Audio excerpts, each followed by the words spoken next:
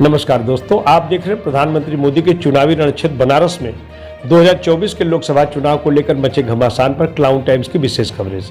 इस वक्त हमारे साथ हैं कांग्रेस के वरिष्ठ नेता अनिल श्रीवास्तव, जो कांग्रेस के स्टार कैंपेनर भी हैं और जो कांग्रेस में जो भगदड़ मची है उसमें भी अब इसमें एकमात्र ही नेता बचे हैं बनारस में।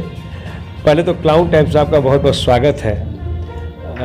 बड़ी भगदड़ मची कांग्रेस में, औरंगाबाद हाउस चला गया, डॉक्टर राजेश मिश्रा चले गए और अभी देखिए राम प्रकाश ओझा भी आपके चले गए। आप बचे हैं, क्या लग रहा है कांग्रेस का भविष्य? और अजय राय इंडिया गठबंधन के प्रत्याशी हैं, कैसे इतनी बड़ी लड़ाई आप जीतेंगे?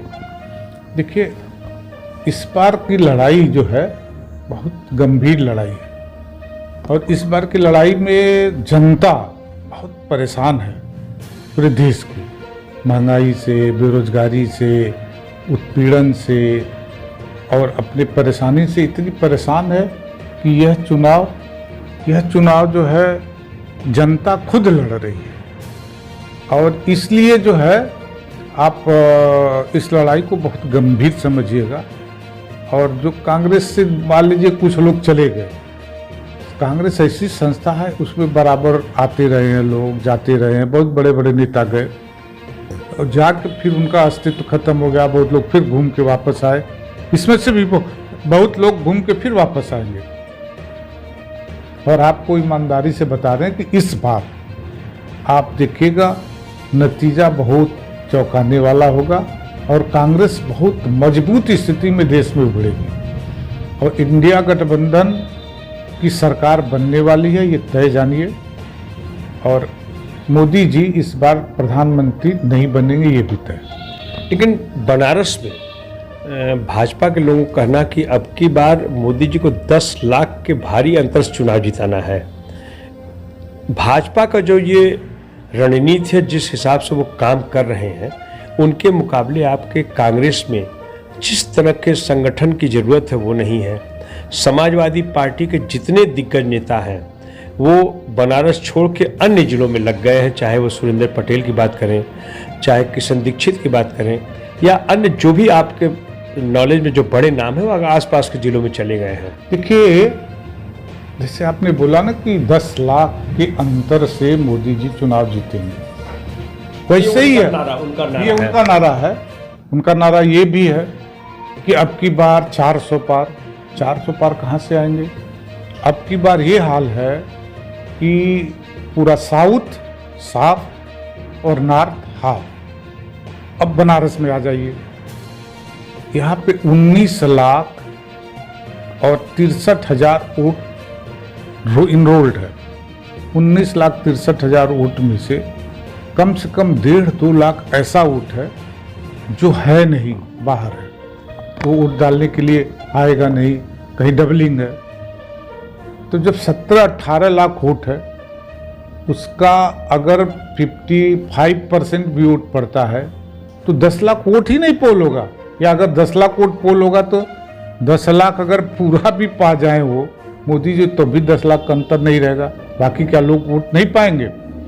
तो वो बेमानी बात है।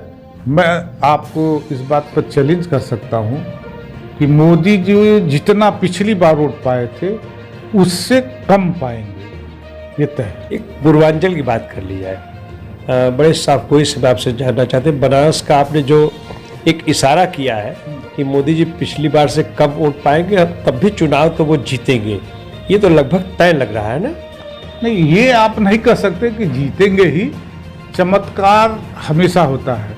देखिए, जो वातावरण है, जिस तरह से पहले फेज में गड़बड़ हुआ, सेकेंड फेज में हुआ, थर्ड फेज तक जो हालात है, 7वां फेज आते आते प्रधानमंत्री का वक्तव्य देखिए कितना निचले स्तर तक जा रहा है, कितना खिजलाहट में भाषण दे रहे हैं। अब वो अडानी अंबानी के ऊपर भी आरोप लगाने लगे। तो 7वां फेज में ये हालत उत्साह वैसा है जो 77 में जो इमरजेंसी के बाद जो इलेक्शन हुआ था और उस आंधी में इंदिरा गांधी हार गई और संजय गांधी हार गए। कुछ उसी टाइप का ये इलेक्शन हो रहा है। अंदर अंदर जबरदस्त इंटरनल जो है लोगों के अंदर गुस्सा भरा हुआ है बोल कोई नहीं रहा डर के मारे। लेकिन मिरेकिल सब जगह होता है, और अगर कोई मिरेकिल हो जाएगी तो कोई बड़ी बात नहीं है। आपके बनारस से सटा गाजीपुर जिला है, मऊ जिला है, वहाँ के बाहुबली विधायक रहे मुख्तार अंसारी, वो मौत हो गई उनकी जेल में। बसपा कह रही वो गरीबों और मजलूमों के मसीहा रहे हैं। समाजवादी पार्टी के राष्ट्रीय अध्यक्ष अखिलेश यादव भी इसी प्रकार से महिमा मंडित कर रहे हैं।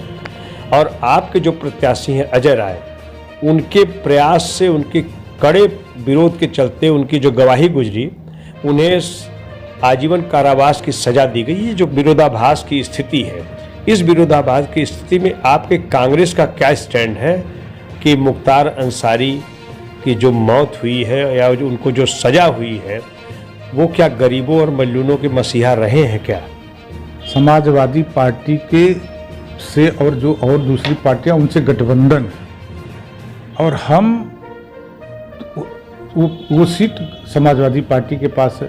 समाजवादी पार्टी ने अगर अफजाल अंसारी को टिकट दिया है तो उसकी रिस्पॉन्सिबिलिटी उनकी है, उस पर हम कोई कमेंट करने वाले कोई है नहीं। रह गया जैसे अजय राय के भाई की हत्या हुई थी। अजय राय के भाई की हत्या हुई थी तो उसमें वो मुख्तार अंसारी का नाम था। वो जो कानूनी लड़ाई है उसमें वो लड़ाई लड़ रहे थे भाई के नाते, तो वो उनका व्यक्तिगत लड़ाई था। उससे पार्टी का, कांग्रेस पार्टी का, समाजवादी पार्टी का कुछ लेना देना नहीं है। तो उनके अंदर अगर कुछ रोष रहा होगा, किए होंगे, तो वो अलग बात है। लेकिन गठबंधन धर्म को तो निभाना ही पड़ता है ना। तो गठबंधन धर्म ये है कि वो इंडिया गठबंधन के प्रत्याशी है, तो उनके खिलाफ हमको कुछ कहना नहीं है। कि मुख्तार अंसारी माफिया डॉन थे कि नहीं, और क्या वो गरीबों और मजलूमों के मसीहा के रूप में उन्हें उनकी पहचान थी क्या? देखिए, वो मसीहा थे कि नहीं थे, ये वहाँ की जनता जाने, जो जानता हो।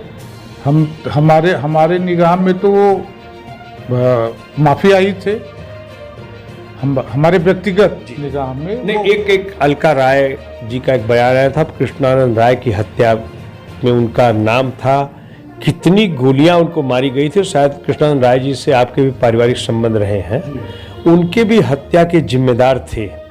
बिल्कुल। तो ये जो इतना बड़ा उन पर इतनी सजाएं हुई, उनको जेल की सलाखों के पीछे रखा गया, जो उनको एक माफिया के रूप में उनका जो ट्रीटमेंट हुआ, और योगी जी की सरकार में ऐसे गुंडे माफिया, चाहे अतीक अंसारी रहे हों, चाहे मुख्तार अंसारी रहे हों, इनका जो हश्र हुआ है, इससे अब कहाँ तक इत्तेफाक रखते हैं? और ये जो प्रचार हो रहा है भाजपा की ओर से कि योगी राज में गुंडे माफिया या तो प्रदेश छोड़ के भाग जाएंगे, या फिर वो उनको उसकी असली जगह तक पहुंचाया जाएगा, वो ऐसा करके दिखाया उन्होंने। हम लोग कानून को मानने वाले लोग हैं। कानून किसी को क्या सजा देती है, ये महत्वपूर्ण है। कोई जंगल राज तो है नहीं कि अगर किसी ने हत्या किया है तो आप उसकी हत्या कर दीजिए, सरकारी हत्या कर दीजिए। ये इस बात को हम नहीं मानते। ये कानून का दुरुपयोग है। किसी को अगर किसी ने हत्या किया, अपराध किया है, तो उसको सजा कानून देगा, और दे ही रहा था लोगों को। लेकिन जिस तरह से योगी जी हत्याएं करवा रहे हैं, सरकारी सुरक्षा में हत्याएं करवा रहे हैं, वो उचित नहीं है। कानून का दुरुपयोग है, और यह जंगल राज है। लेकिन कृष्णानंद राय जैसे इतने बड़े लीडर की हत्या होना, क्यों नहीं पिछली सरकारों में उनको सजा मिल गई? देखिए, सरकारें कोई सजा थोड़ी न देती है, सजा तो कानून देता है ना। लेकिन जुडिशरी जिस निष्पक्ष और निर्भीक तरीके से सजा देने की स्थिति रहती है, वैसी स्थिति तो पिछली सरकारों में थी नहीं। जेलर्स को गोली मारी जा रही थी। अगर किसी जेल में मुख्तार अंसारी बंद है, किसी जेल में अगर अतीक अंसारी बंद है, तो ऐसे जेलर भी दहशत में हुआ करते थे। आपको तो ये नॉलेज में होगा ना, कितने जेलरों की हत्या कर दी गई। हाँ, वो बात ठीक है, हम मान रहे हैं कि ऐसी घटनाएं होती थी, लेकिन उसका अर्थ यह नहीं है कि जिनको एकदम देखिए, निष्पक्ष में आपसे जाना, दहशत में है गुंडे माफिया की, खाली इतना बताइए। सीधे सवाल का सीधा जवाब दीजिए, दहशत घुमाइए में नहीं। देखिए, दहशत में गुंडे बदमाश कौन लोग हैं? एक वर्ग के लोगों को आप दहशत में रख रहे हैं और एक वर्ग के लोग दहशत मचा रहे हैं। क्यों? विजय मिश्रा दहशत में है? हम किसी नाम पे नहीं जा रहे। नाम पे मत जाइए, लेकिन जो माफिया है, आप जौनपुर के देख धनंजय सिंह को देखिए, वो भी दहशत में है। हम किसी नाम पे नहीं जा रहे हैं, लेकिन वर्ग से धनंजय सिंह क्या था? अभी धनंजय सिंह जो उनके ऊपर केस था तो घूम के फुटबॉल खेल रहे थे, तब सब चारों तरफ आ रहा था। तो अब वो ये जो है ना, ये कहना अलग बात है। कुछ लोगों को आप दहशत में रखिए और कुछ लोगों को खुली छूट दीजिए दहशत मचाने के लिए, यह उचित नहीं है। यही जनरल राज। चलिए पूर्वांचल की बात कर लीजिए।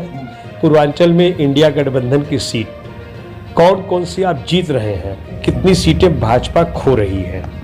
आप हर सीट का नाम लीजिए, उसका हम बताएं। मैं चंदौली से शुरू करता हूँ, भदोही पर आता हूँ और गाजीपुर के पर जाता हूँ और मऊ तक जाऊंगा। चलिए चंदौली कल क्या परिणाम होगा, बेईमानी से क्या होगा ये हम नहीं कह सकते, लेकिन ईमानदारी से चंदौली वीरेंद्र सिंह चुनाव जीत रहे हैं।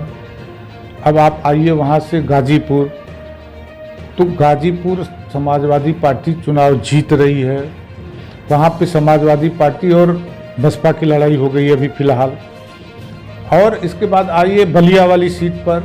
बलिया वाली सीट पर टफ लड़ाई सनातन पांडे दे रहे हैं सपा के, और आज की डेट पे वो भी चुनाव जीत रहे हैं। फिर आइए घोसी, राजीव राय चुनाव जीत रहे हैं। ओम प्रकाश राजभर का बेटा लड़ रहा है, भाजपा का ही है, गठबंधन एनडीए का है। हाँ, तो वो। और इसके बाद आप आइए आजमगढ़ निर्विवाद रूप से धर्मेंद्र यादव चुनाव जीत रहे हैं। निरहुआ क्या स्थिति, जो पूर्व सांसद है वो हारेगा, वो चुनाव हारेगा। क्यों? वहां पे ऐसा पिछला समीकरण क्या था जो वो चुनाव जीत गए थे? इस समीकरण में को हारेंगे कैसे? थोड़ा सा क्लाउड टाइम्स के दर्शकों को आसान भाषा में समझाइए। पिछला समीकरण यह था कि वहां से गुड्डू जमाली को बसपा ने टिकट दिया था। गुड्डू जमाली बहुत मजबूत पकड़ वाला, मजबूत पैसे वाला एक मजबूत उम्मीदवार था, जिसने सपा के बहुत बड़े वोट बैंक को डैमेज कर दिया। और वहाँ पे अति आत्मविश्वास में समाजवादी पार्टी चुनाव लड़ी। इस वजह से कुछ वोट से धर्मेंद्र यादव हार गए। और जैसा बताया जाता है कि बलिया वाली सीट पर और आजमगढ़ वाली सीट पर सरकारी हस्तक्षेप से, बंगलिंग के वजह से वो लोग चुनाव हारे थे। आज गुड्डू जमाली समाजवादी पार्टी के एमएलसी हो गए हैं और वहाँ पे धर्मेंद्र यादव बहुत मजबूत स्थिति में चुनाव लड़ रहे हैं, क्योंकि निरहुआ यादव ने वहाँ पे कुछ नहीं किया सिवा बकवास करने के। अब इसके बाद आप आ जाइए भदोही की बात कर ले।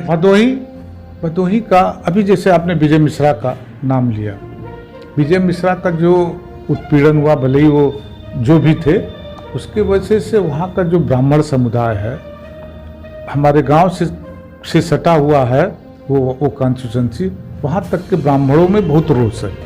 उनका कहना ये कि केवल ब्राह्मण ही क्रिमिनल या दूसरे लोग, बाकी लोग नहीं है क्रिमिनल, तो केवल उन्हीं को क्यों इतना उत्पीड़न हुआ। तो अब चाहे जो हो रीजन, वो नाराज हैं। वो ब्राह्मण वोटर भाजपा का वोटर था, इस बार ललितेश पति त्रिपाठी को वोट दे रहे हैं। वहाँ का जो वोट का समीकरण है वो सब मिला जुला के ललितेश पति त्रिपाठी के पक्ष में है। ललितेश पर कांग्रेस का ठप्पा लगा है और वो इसमें टीएमसी के साथ है, तो कांग्रेस का पूरा समर्थन को मिल रहा है पूरा खुल के। बिल्कुल इंडिया गठबंधन में है वो, और वैसे भी कांग्रेस परिवार के सदस्य रहे, उनको वहाँ से उनके पिताजी चुनाव लड़ चुके हैं, सब लोग जानते हैं उनको। पूरा कांग्रेस का जो एक वोटर है वो सब उनके पक्ष में है। आप खुलकर बोलेंगे तो नहीं, लेकिन इतना तो तय है कि बनारस में लड़ाई जो है, बसपा और कांग्रेस की आपस में लड़ाई तो होगी। इन दो में बताइए कौन चुनाव, एक जमाल लारी है, दूसरे तो अजय राय है। क्योंकि जहाँ तक मोदी जी की बात की जाए, अभी तक जितने भी आप समीकरण देखिए, अभी जो भी आपके भी वक्तव्य से ऐसा, चूंकि आप कांग्रेस के स्टार प्रचारक खुल के बोलेंगे नहीं आप कुछ, ठीक है। इन दोनों में बताइए कौन 1-2 पे रहेगा? कहीं आप बात समझिए, आप इतिहास उठा के देखिए। नहीं, लारी की बात की, लारी और अजय हम बता रहे हैं, बसपा का यहाँ पे टोटल 50 से 60 हज़ार वोट है जो आज तक मिलता रहा। हर लोकसभा के चुनाव का परिणाम देखिए, बसपा का वोट इतना ही है 50-60 हज़ार। और रह गया जो लारी चुनाव लड़ रहे हैं, लारी का नाम लोग जानते हैं, पुराने नेता हैं, लेकिन इस बार जो उनके समुदाय का वोट है पूरे देश में कांग्रेस के साथ है, तो कोई लड़ाई नहीं। मतलब जो स्थिति जोशी जी के समय मुख्तार अंसारी मैदान में जो स्थिति थी मुस्लिम मतदाताओं की, वो ऐसा आपके इस बार नहीं होने वाला है? नहीं, वो कुछ नहीं है। वो स्थिति रहेगी अजय राय और नरेंद्र मोदी में। तो ये रहे कांग्रेस के वरिष्ठ नेता अनिल श्रीवास्तव, जिन्होंने क्लाउन टाइम्स के सभी सवालों पर बेबाकी से जवाब दिया। क्लाउन टाइम्स से बातचीत करने के लिए आपका बहुत बहुत धन्यवाद। शुक्रिया, बहुत बहुत धन्यवाद आपका।